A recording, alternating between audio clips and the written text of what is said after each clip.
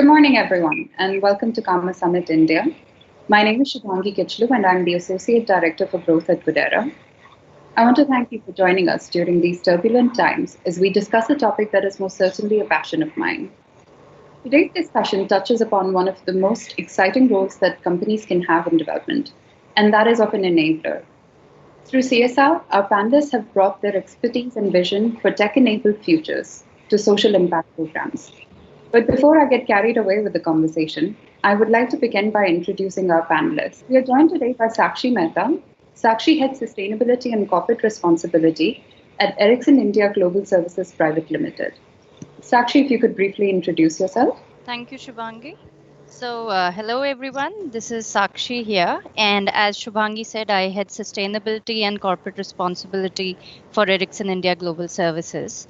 I have spearheaded sustainability and corporate responsibility initiatives for Ericsson in India for the past 9 years now, and we have conceptualized and implemented large education, healthcare, and technology projects in marginalized communities across India with a lot of our partners. I strongly advocate that technology can drive positive change, and the partnerships we make can enable the same. So with that, I'm happy to be a part of the panel, and thank you to the Goodera team for taking this today. Thank you. Thank you, Sakshi. Excited to have you join us here today. Our second panelist, Archana Sahay, is the CSR head APJ at Dell Technologies. Welcome, Arjuna. If you could introduce yourself and tell us a little bit about what you do. Thank you. Thanks, Goodera, for this opportunity. It's an absolute pleasure and delight to be among such esteemed panelists.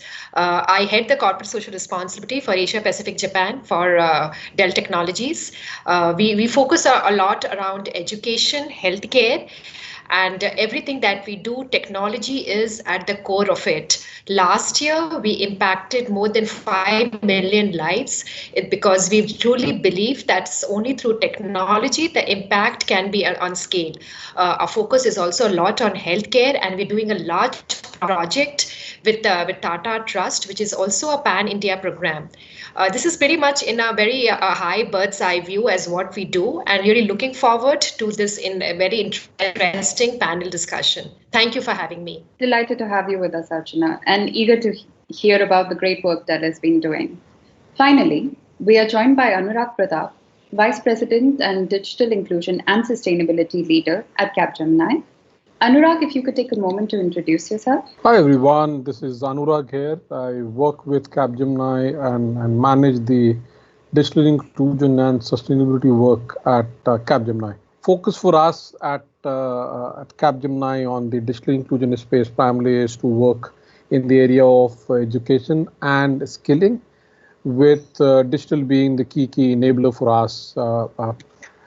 Last few years have been, I'll say, in a number of ways, very fulfilling and enriching one due to the active involvement of our colleagues and our NGO partners. We managed to reach out to more than 2 million people through various interventions. Happy to share that we have more than 33% of our employees who are part of anything and everything that's happening in the CSI space, which in the sense make the whole journey a very rewarding and very enriching one.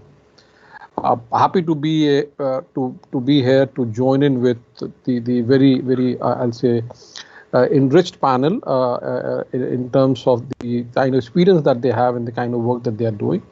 And it will be my pleasure to what is called contribute with whatever work that we are doing in this particular space. Thank you. Thank you, Anurag. Glad to have you with us. Technology for Good has always been seen as a wide variety of focus areas coming together under one bucket. Whether it is education, skilling, healthcare, livelihoods, or even marketplaces, there are a range of opportunities presented by the use of technology with social impact programs. I myself like to think of them as enabling the access to three things: platforms or devices, connectivity, and content. With the accumulation of these three, CSR projects are at the launchpad of mass to massive transformation, of creating social good that has the potential to multiply beyond its geographical limitations and accelerating impact. I'd like to begin with a question for all of you. Technology for Good has various meanings for different companies, and we are of course joined by three individuals from three different areas of technology. What does technology for good mean to you, and how does it integrate with your organization's vision or ethos? Archana, can we start with you? Sure. So as I just mentioned in my opening, that everything that we do, technology is at the core of it. It's very well with our core expertise. So at Dell, whenever we do any kind of social impact, we have a layered level of intervention. Basically, it's A, our cash grants, B is our volunteering, where our volunteers invest their time and expertise, and third is technology. That's something that we are good at. At the same time, Dell strongly believes, we are all a number company, and it strongly believes that impact should be at scale, and that's only possible when we use the technology. So any for project that we do in India with our strategic partners, technology plays a very critical role.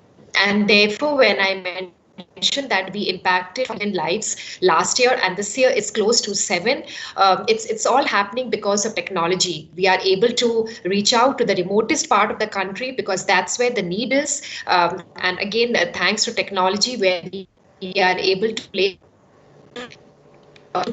a very critical role in reaching out to the masses. Thank you, Archana. Anurag, would you like to go next? Thank you, Shubhangi. This is a very, very interesting question in this present context, because for us, we strongly believe that what we are witnessing these days is that India is becoming two India. One India which is high on access to tech, high on access to tech expertise, and they use these two to leverage all the opportunities and all the services and facilities which are there, which are available due to tech. There's a sizable India which is lacking the expertise and the skill set in the digital and tech space, which is preventing them from accessing opportunities, getting on to various options which are available for them to better their life or to move forward in their life. Acknowledging this particular fact, we are focusing on making sure that tech becomes enabler for communities to get the required access, not just on the opportunities, but also on the whole design to frame their life that they wish to frame their life to. That's one. The second that we are doing in tech for social good is we firmly believe that we all have the ability and all have the larger goal to become architect for positive future, and that's where we firmly believe that tech can play an important role in making all of us become, and making all our community members become their own architect for the positive future that we all look for, we all are seeking for. So anything and everything that we are doing in the area of education is skilling. For us, tech becomes the enabler, tech becomes the cross-cutting. We use our NGO partners, we use our employees, we use our associates, we use our partner communities to create solutions using tech as a enabler to which can help us reach out to the last mile. That's one. Second is bring the scale that we are seeking. Third, ensure that we bring in community and we solve those issues that they are having through means and through vehicle, which can, in this sense, allow them to get the best of what other people are enjoying on having. So for us, we strongly believe that tech for positive future or tech for social good, as we all wish to name it, has an important role to play. And Capgemini being a very, I'll say Capgemini being deeply involved in this particular journey, we firmly believe that we have an important role to ensure that every individual in this country and also globally should get access, should get the knowledge, and should get the awareness on how tech can, in the sense, influence, impact their life. And we are strongly working on that. Thank you. I love how you brought the whole stakeholder view across all different types of stakeholders together and communities in that as well. Sakshi, would you like to go next? Sure. Thanks, Shubhangi.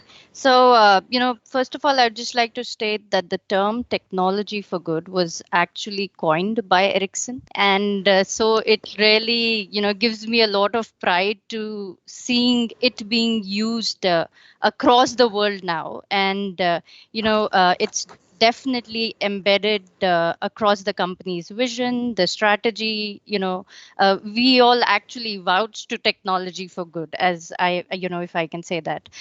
We have been using our technology, our solutions, and the expertise of our employees, to make life better across the world. In fact, Ericsson has been using its technology and solutions to enable shared communication during humanitarian disasters.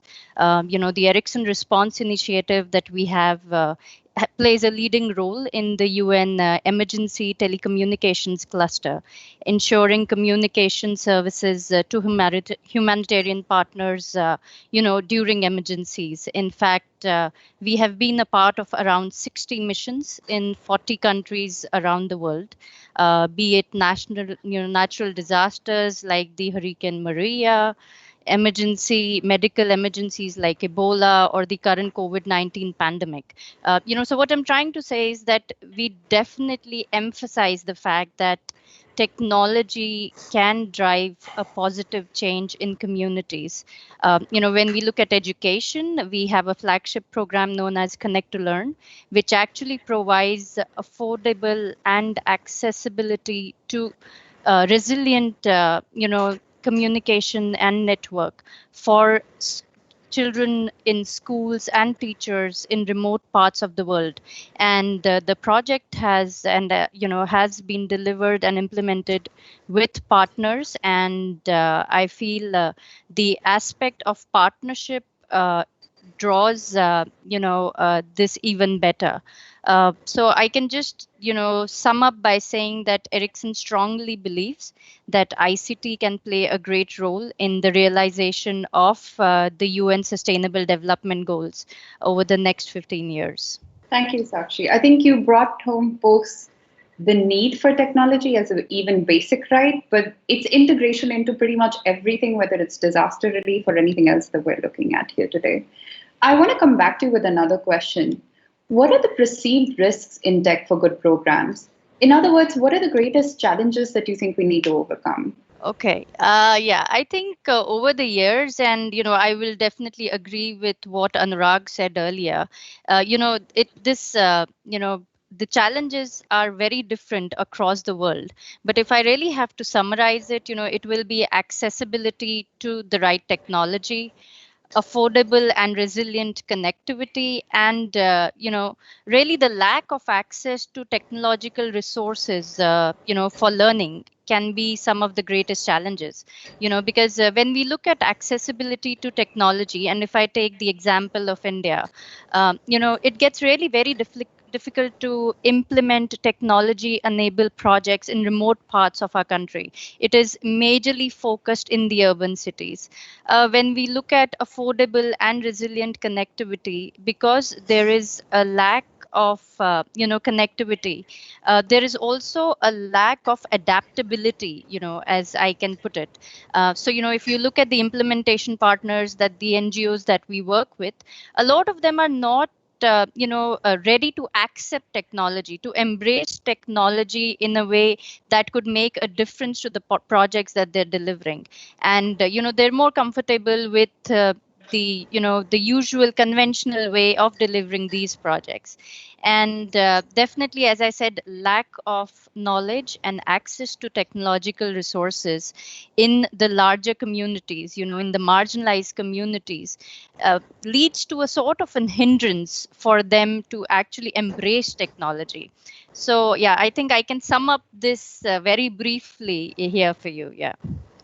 Yeah, I think that's really interesting because, we're all practitioners of technology in one way or another. But the one thing I definitely have not thought about always is the end user and their embracing of technology and their challenges with it, because we're always vouching for it and we use it in our own lives. The next question is for both Archana and Anurag. When it comes to diversity and inclusivity, and here I'm talking about gender and persons with disabilities in particular, How can we improve accessibility for everyone? And do you have any programs in place that examine these issues? Anurag, if you would like to take that question. Thank you. What we are doing is very basic stuff, and I'll be very I'll say, when I say basic, what we are trying to do is to make sure that all the government schools are equipped to welcome kids with disability. Making sure that every government school has a ramp there, every school has a teacher who is sensitive to the whole idea of a child coming from, I'll say, so-called disability background. That's one that we did. We also made sure that every school where we are working has a toilet which is made disabled friendly. And these are, I call it very basic, something that should be there, without any negotiation. So that's one bit that we did. Second bit that we did was to ensure that our offices are audited in terms of how disabled friendly our offices are, how gender friendly our offices are. Can we say proudly that yes, we are ready to welcome all of them? We are ready to what is called make an inclusive world within our campuses. So these are things that we are doing at the very basic fundamental level. On making sure that they get equal opportunity as far as skilling is concerned, we are running exclusive center meant for youth with disability. And what we are doing there is mapping various disabilities with the kind of job role that they can do beautifully, ensuring that post the training, no one should have a challenge in finding a placement for them. That's the second. Third bit that we are doing is partnering with some of our clients, some of the other corporates, to run, again, I'll say, all girls digital academies, where the aim and intent is that can we have more women in the tech space?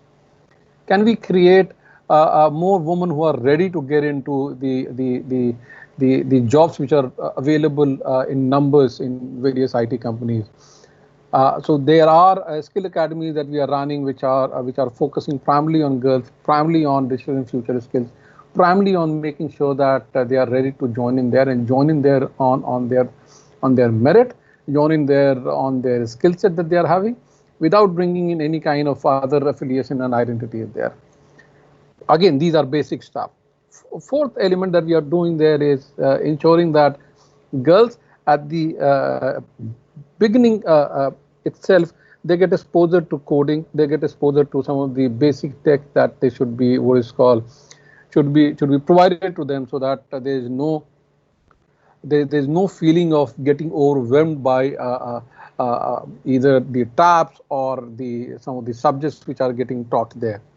Fourth is we demystified science and we demystified maths in a way that a child can understand. More so, we wanted to see more and more girls what is called enjoying maths and science in a way that it makes them ready to pursue engineering. It makes them ready to become next Sakshi or next Archana or next Shubhangi in that particular sense. And the fifth element is to ensure that we provide opportunities for them to innovate. We provide opportunities for them to tinker, and that's what we are. That's what we have created at all the government schools where we are working, and we are working in 137 government schools, all across 9 different cities. We have created what we are calling it as InnoSTEAM labs. Inno is innovation, and STEAM is the STEM plus A there.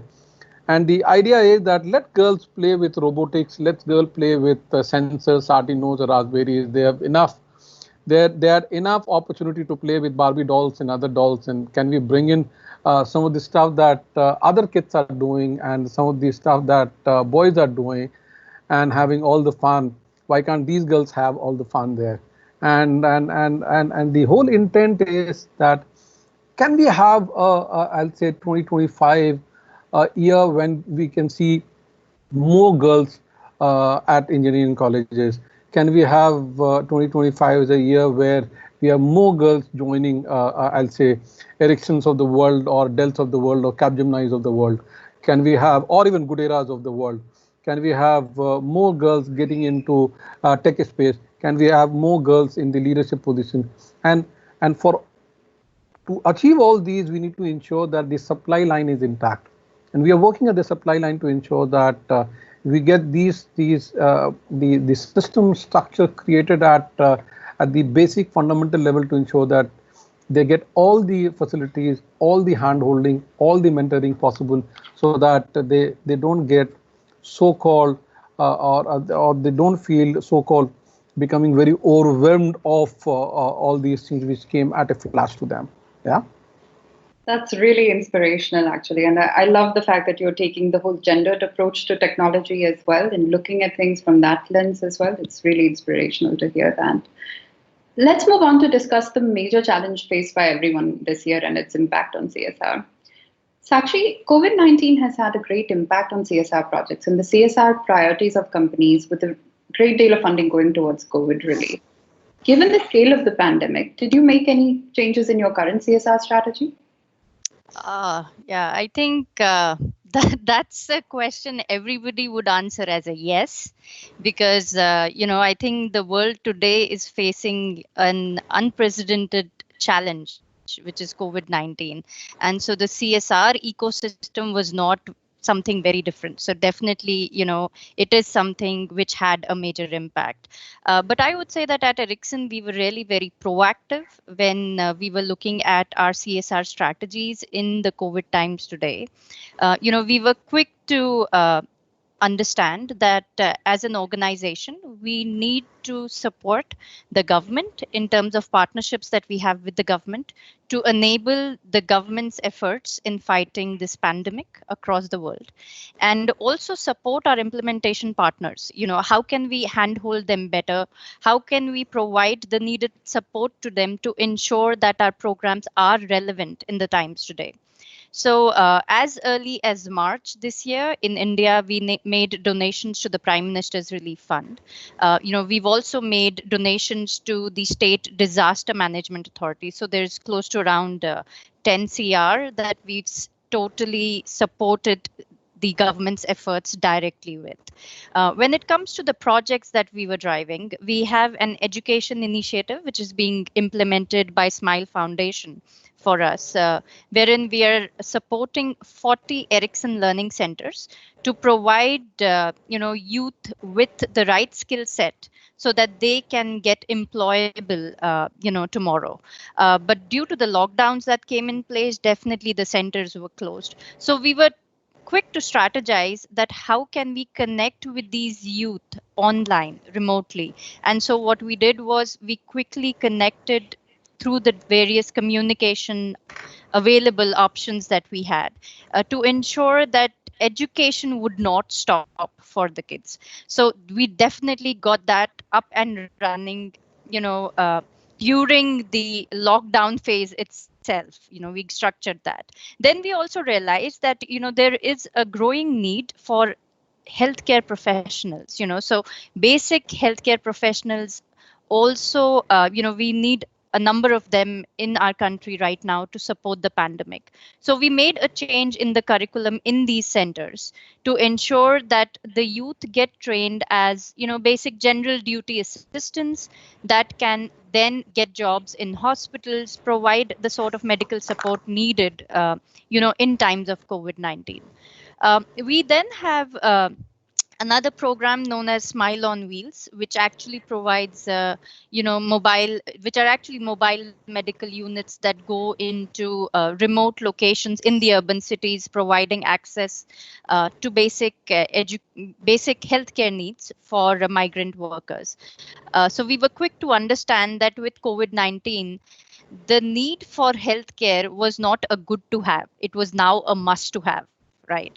So we worked out with the local administrations to see that these, mobile medical units did get access into communities again.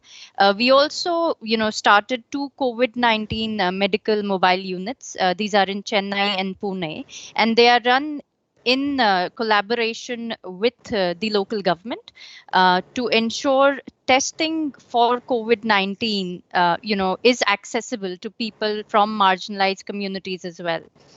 So the COVID vans actually collect swab samples that are then tested, at the government labs.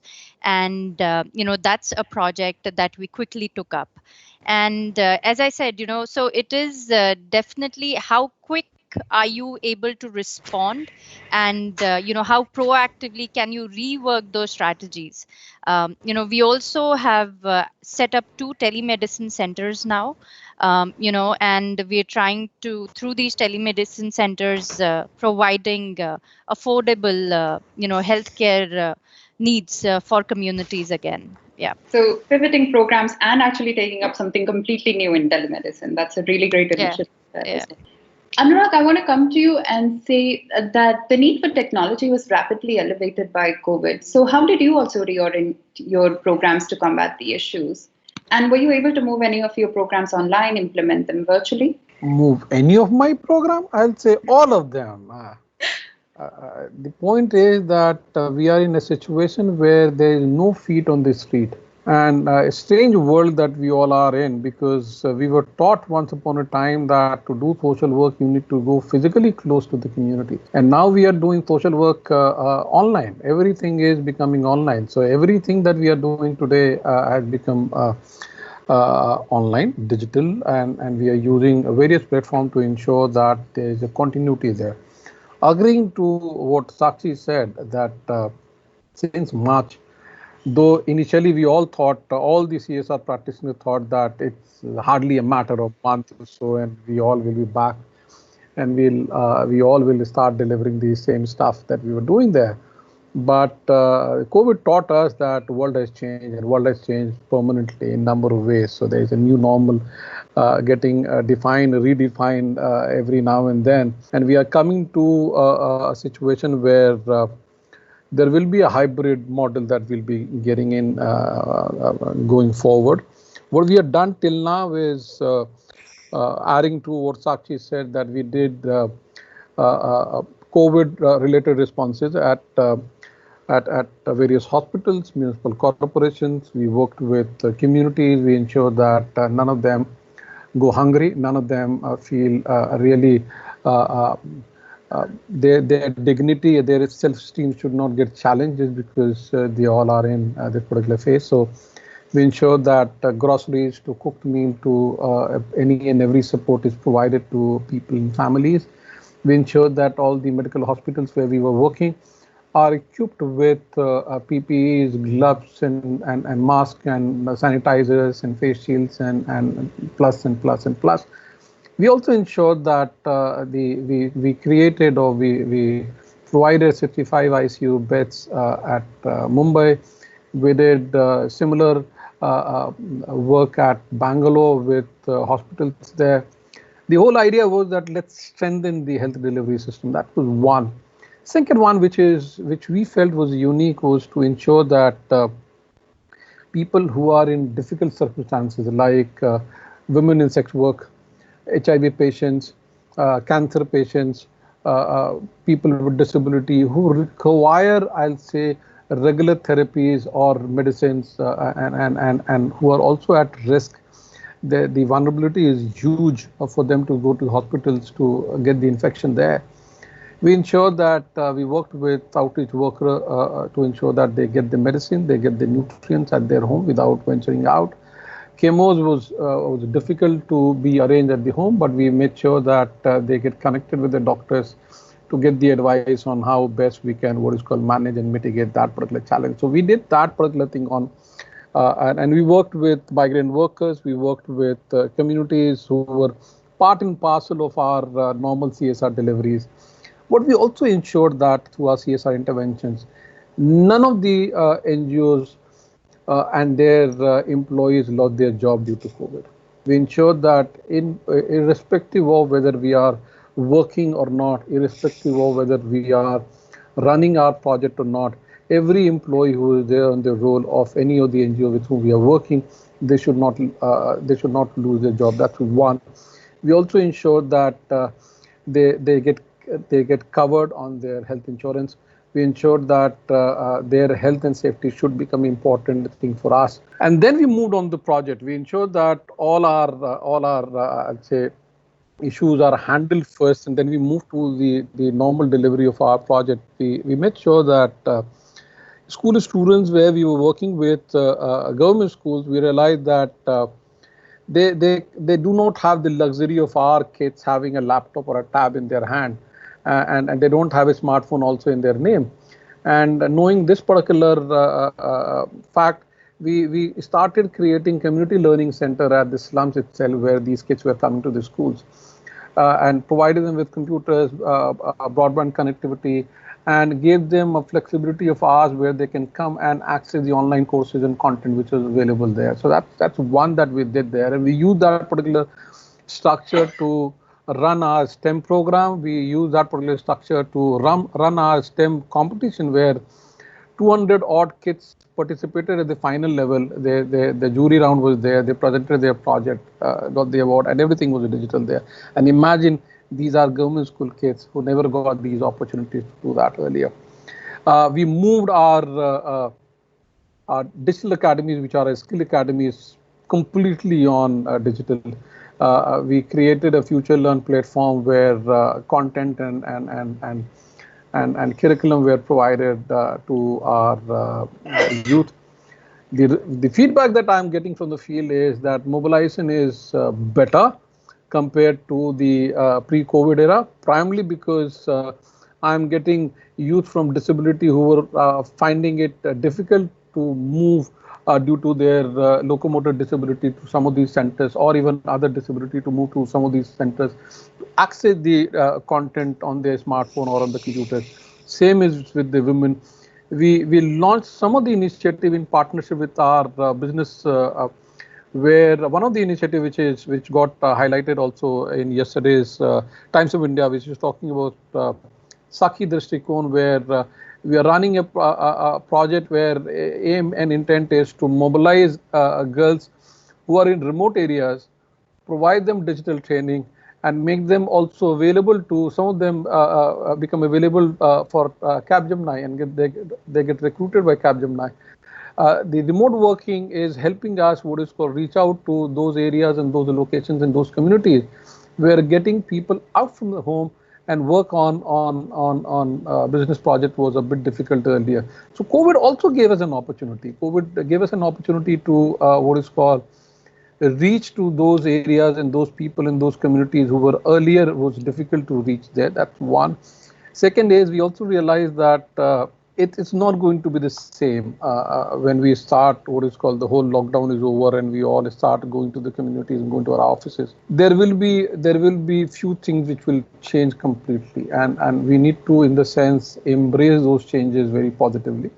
I feel online is something which will continue there. What we need to certainly think about is how we balance the physical centers with the online program that we are doing, and that's what we have started working on this. So we even started our digital literacy program through computers and through our smartphones, knowing fully well that they are not digitally literate. Hence, we are starting it, but we called them first.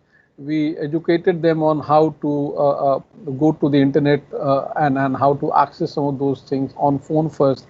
And then we move them to the actual delivery of the content there.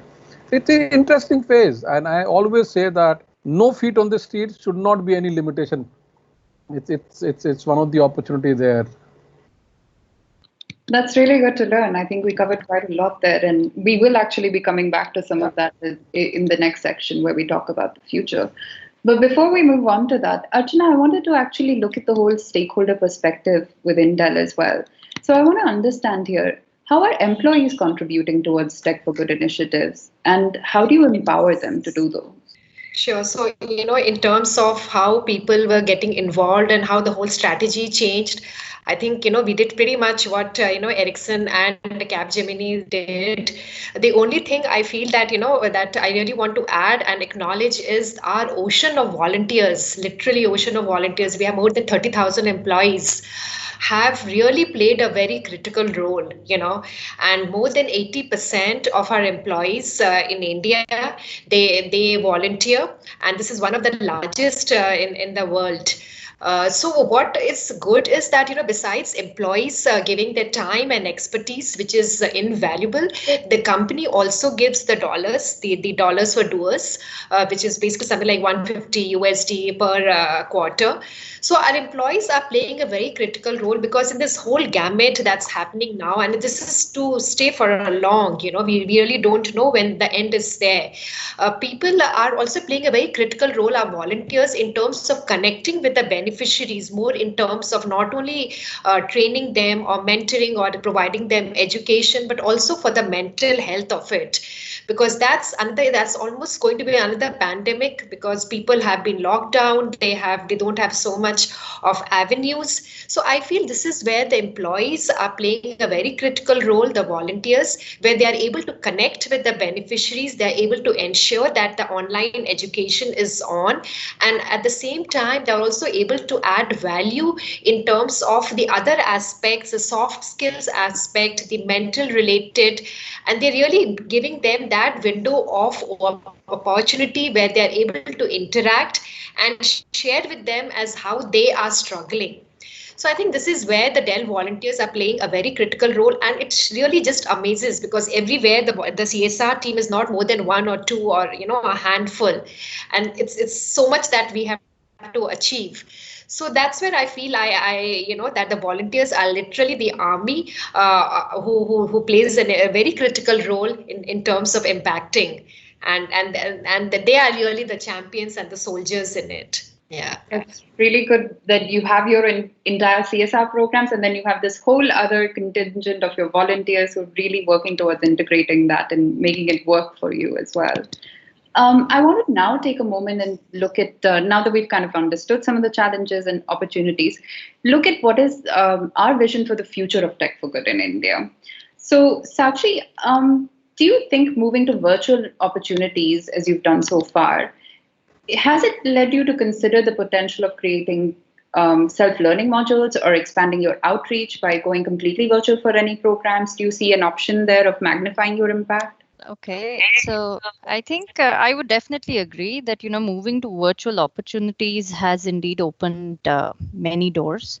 While, as Anurag said, that, the earlier concept of CSR was more to do with foot on ground, that perspective has definitely changed now. So, reaching your stakeholders, benefiting the community virtually is the new normal. I mean, that is something that we're seeing is making a great impact. So definitely, as I said, that re-strategizing most of our projects to see how we could reach to our beneficiaries in this time of need virtually, was possible because we were able to embrace this entire concept of, using technology to virtualize the way we were doing, projects earlier.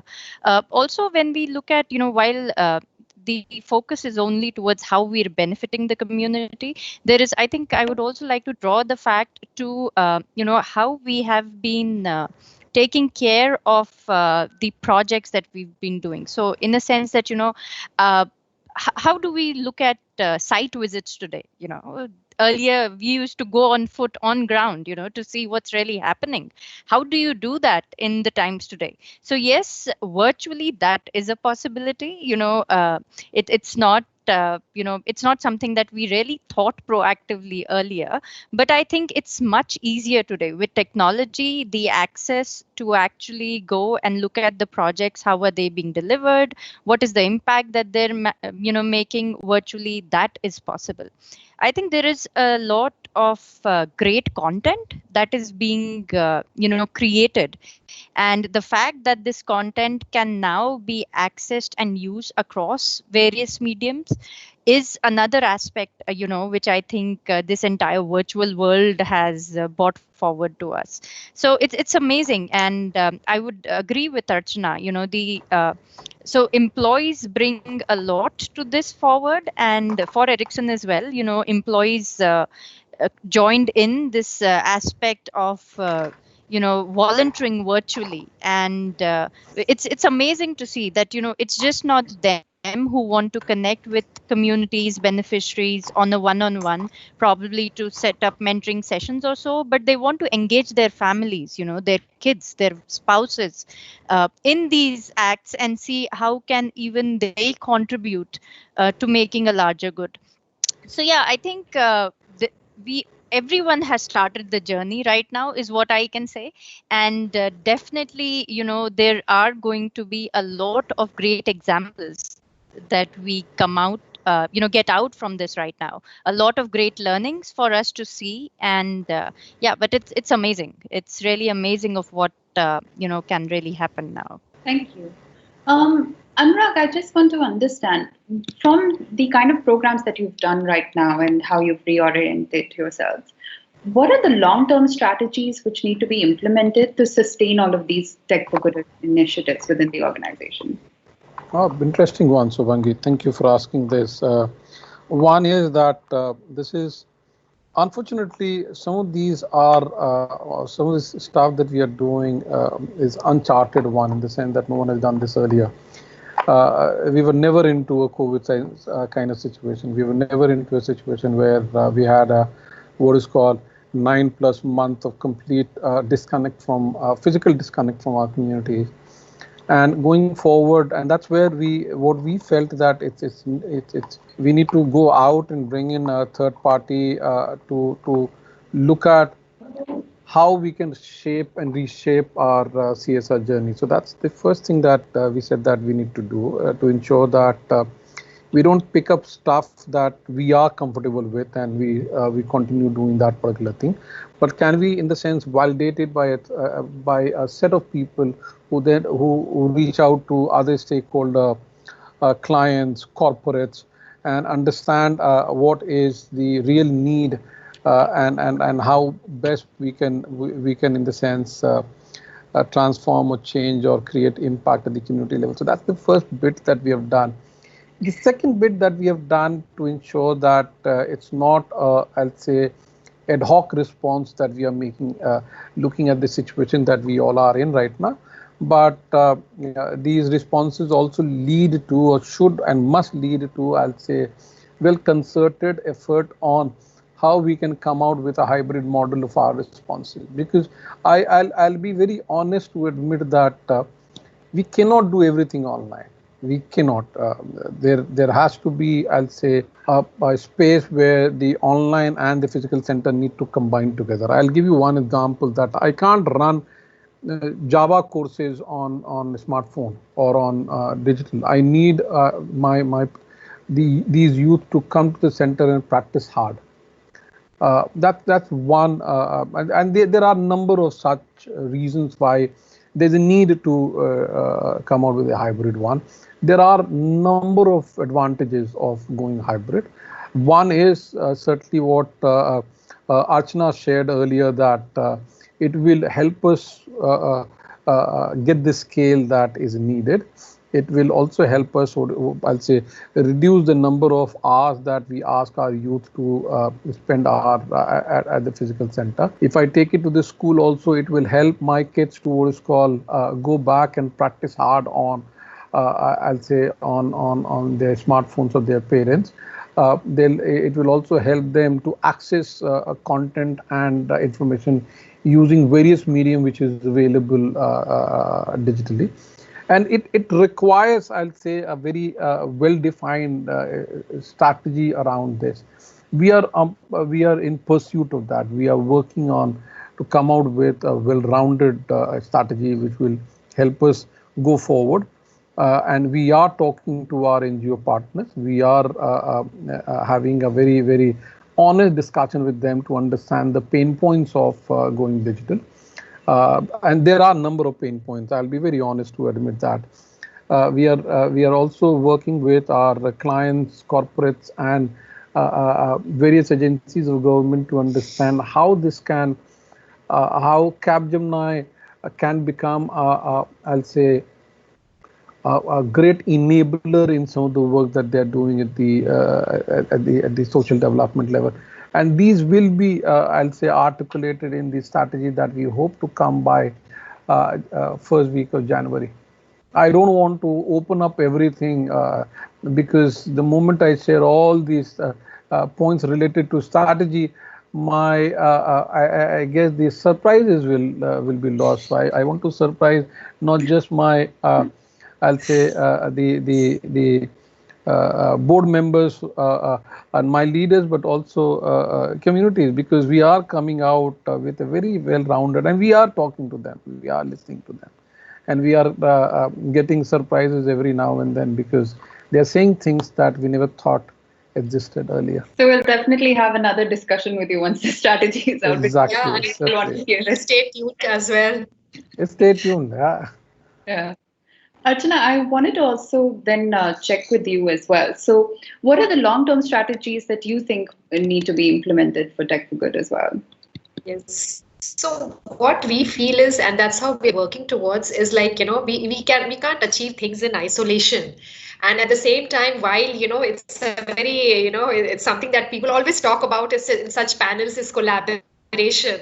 But I feel that there is also limitation to that, though we are continuing to try for it. Right now, as we are talking, we are in talks with Microsoft as how we can collaborate with their artificial intelligence program, but things go slow. So what we really try to work, and it works well, is collaboration with the government, because that's another thing that's important, and we are able to move things easily because there is already a set pattern over there, and if we are able to make the right contacts, and I also feel that with the government bodies, they work at a very fast pace, which usually the notion is that the government is slow, but experiences has been really good. So in terms of the what we want to do is we want to work in collaboration with the government, in collaboration with the government existing machinery, be it the infrastructure, with the right departments. So, I just wanted to bring back to one final question for all of you. What do you think is the most unique aspect of your programs that you think that all of you can learn from? So I think the one of the most unique aspects is collaboration and partnerships. While as Archana said, everybody talks about it, but it is really important that we just don't talk about it, but we also tend to do it. And I think that has been the primary aspect that we have looked at across all our projects with all our partners. I mean, we have never taken to a project to an implementation partner and asked them that, okay, this is what we need you to do. We have always looked at it from the other way, that what is your expertise? Tell us, what have you been doing? How has that been making an impact? And now let's see what are the expertise that Ericsson can bring forward to this project, either to take it to scale, make improvements that were never thought of earlier. So I think that's something that I would say is a key aspect that I would really want everybody to take from our projects. It is the strength of partnerships. We really need to look at people we work with in terms of the implementation partners as partners who are taking forward the same vision. So definitely there has to be an acceptance from everyone on what is it that you're going to execute. Secondly, capacity building is really very, very important, because, the way a corporate or an organization like Ericsson works is very different. And the working style of an NGO or a not-for-profit is very different. So we need to see how we can integrate capacity building in the ways of working that, we need to drive forward. Capacity building in embracing technology. A lot of not-for-profits are not really are not really open to embracing technology. So what is it? How can you support them? We have had employees train not-for-profits on the solutions, that we would like to include in projects, handhold the teachers during training. Literally we had teachers coming into our offices, into conference rooms. This was pre-COVID for sure, but right now as well, we have employees who have virtually connected with teachers to support them on the use of technology. So as I mentioned, partnerships and capacity building, that those are the two aspects that I think all of us should really take forward. Yeah. Thank you. So I think from Dell, it's something that Dell really takes a pride, and and it gets a lot of outside recognition also, is in terms of the scale. How we really use technology in terms of impacting our digital life care project that we're doing with Tata Trust. It's almost impacting 37 million lives. So it's really how we use technology and we make an impact at scale. So this is one thing I just want to be really mindful of the time. And the second is how I really feel that Dell works is that, again, using our employees workforce, because that's really our I would say that our hit it's like a secret bit, how employees are able to make an impact, because it's usually everybody sees at the CSR department, how and what are you doing, but it's not. I feel the CSR department is more like a coordination bit who's driving the strategy, but it's literally the company that has to make an impact, and that cannot be happen by one or two individuals or even a small set of NGOs that one works. So this is where I feel that Dell really is able to to take the best of the employees, and their employees who are driving not only just volunteering, doesn't mean just teaching or mentoring, but a lot of skills and pro bono activities in terms of literally they are helping the NGOs in setting up their website and ways by their technology and the technical know-how as well. So I feel that these two things are very unique, and this is something that others can perhaps learn as well. Yeah, over to you, Anurag. Okay, thank you. One is that, Archana, though you said that collaboration is difficult, open offer in the sense that let's collaborate. That's one. We have been talking. And we need to close this. One of the, I'll say, strength that I feel in the CSR work at Capgemini has is openness to collaborate. We work with 8 of the corporates, and we work with 3 of the partners, and the whole idea is that with very clear acknowledgement that Capgemini alone can't solve all the problems. We can't go and reach out to every individual who requires the support, and we need to come together and do that. So that's collaboration is one of the I'll say key strength of our CSR work. Second is empathy. Empathy not just with the communities, but also with our partner communities, partner NGOs, primarily because I strongly believe that you need to become a co-traveler in the journey of social transformation. It cannot be grantee and grantor relationship.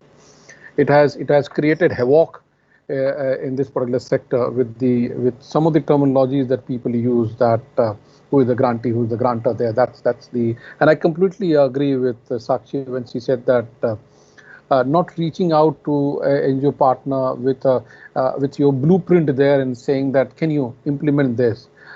We strongly believe that I'm not looking for a subcontractor to do stuff that I aspire them to do or I want them to do, but I'm looking for someone who can co-create with us, who can collaborate with us, who can become a co-traveler in this particular journey of making this world much more beautiful than what it is today.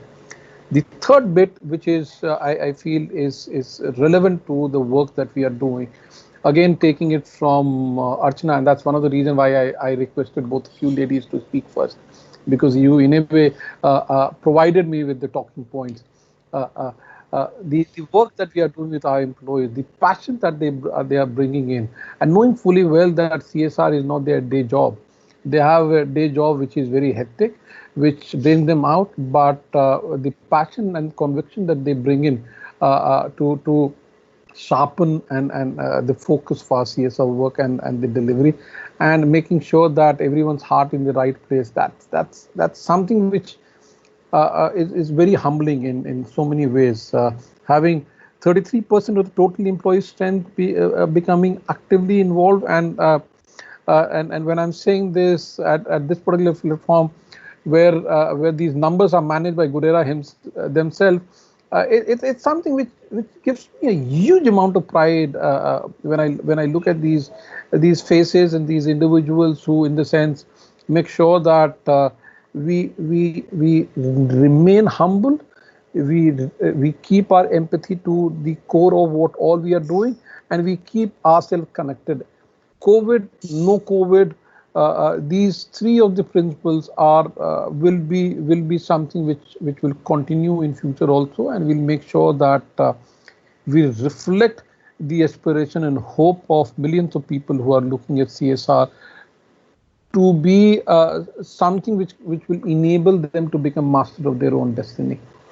Thank you. Thank you so much for this illuminating discussion.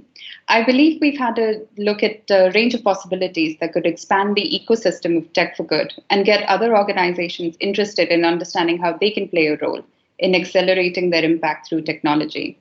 I would like to thank all of our panelists for taking the time to join us and to bring these insights and a lot of inspiration to all of our audience. Thank you very much.